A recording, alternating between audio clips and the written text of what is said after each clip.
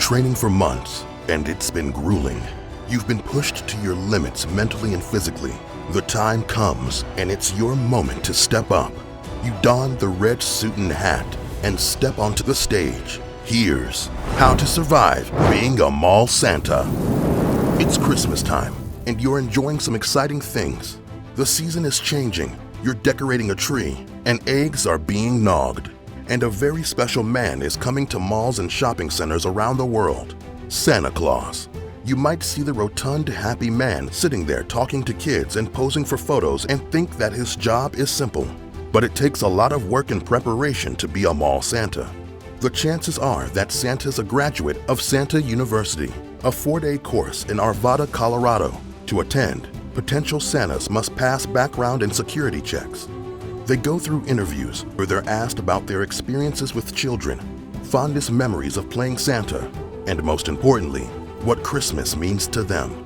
If they're successful, the Santa students will learn the ethics of playing Santa, how to stay in character, some inside tips on playing the big man, and how to handle tough questions and situations. If you find yourself playing Santa over the Christmas season, what if a child speaks another language? How can Santa films help you? And why are blueprints essential? It's your first gig as the Jolly Man in Red. How are you going to survive this for 6 weeks? Step 1. Think of the children. The most important part of playing Santa is that you must stay in character at all times. This includes outside of Santa Season 2. Talking to Santa can be incredibly important to a young child, so giving them the best experience possible is your top priority. Most Santas say they do it for the smiles and joy it brings to the kids, not the paycheck. You'll need to be an expert on Santa. Be sure to know things like Mrs. Claus's name, the reindeer's names, and how to deliver presents to houses without chimneys. And stay up to date on Santa movies. Children might ask you why you did certain things in a movie, so you'll need to know what they're talking about. Browse a toy catalog too, so you know what a child might ask for, and talk to them about that toy. Remember, you make all of them in your workshop, so you need to know your products. Step 2. How to communicate. Children don't always speak English, and some children can't speak at all. It helps if you speak more than one language. Students of Santa University learn the essentials of sign language as part of their training, and you'll be encouraged to learn key phrases in Spanish or other common languages used near your shopping center gig. Communicating to a child in their native tongue can make a huge difference to them. Step 3. Suit up. You need to look the part. While a child might not notice that you're wearing a cheap felt Santa suit, parents will. The best Santas invest in a hand-sewn Santa suit with white fur trim. Your clients will range from babies to children, and there may be some unforeseen accidents, such as vomiting or a surprise bathroom visit on your lap. So bring several red suits with you. A small amount of red makeup on your cheeks and nose can also help give you that jolly disposition. Santas are encouraged to have their beards professionally bleached to the Kris Kringle white. If it isn't done right, a beard can turn out yellow.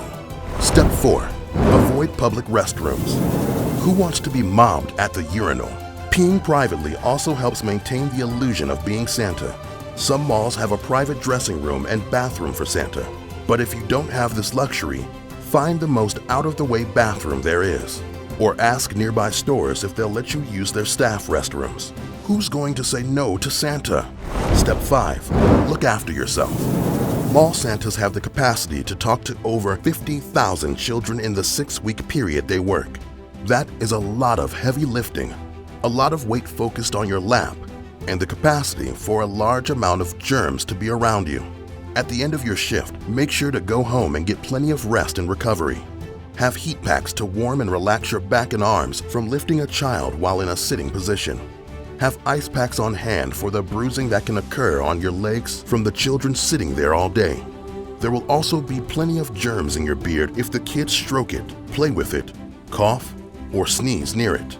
So plan for a daily washing and styling session.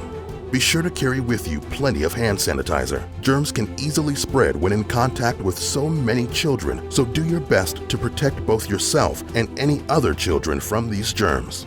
Playing Santa can be an intimidating job, but the joy it brings to thousands of children keeps the Santas coming back. Remember the Christmas spirit.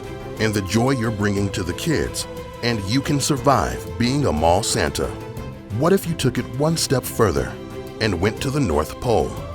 Even with your red suit on, you might not be prepared for such extreme cold. But if Santa can do it, you can do it. Just watch How to Survive Being Frozen here on How to Survive.